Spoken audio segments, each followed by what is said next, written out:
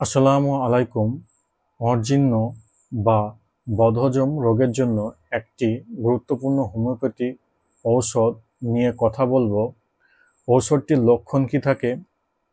জিহ্বা পুরু, ময়লাবৃত্ত, আহার্য দ্রব্য লবণাক্ত স্বাদ ও তেতো স্বাদ। মল বা পায়খানা কেমন হয়? মলে খাদ্যকণা বা বেদনাহীন পাতলা মল। অনুভূতি কেমন? ঝুঁকে দাঁড়ালে বা বসলে আরাম অনুভব করে। ঘাম কেমন হয়? প্রচুর ও স্পর্শ অসহ্য।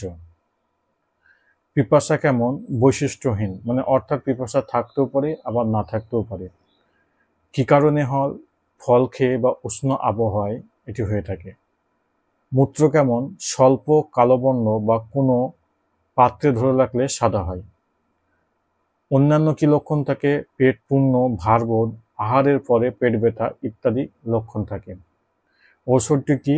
ওষুধটি হচ্ছে চায়না। কত পোটেনসিতে নেব? 30 পোটেনসিতে নেব। দিনে 2 থেকে 3 বার, পরপর 5 দিন নেব। ধন্যবাদ।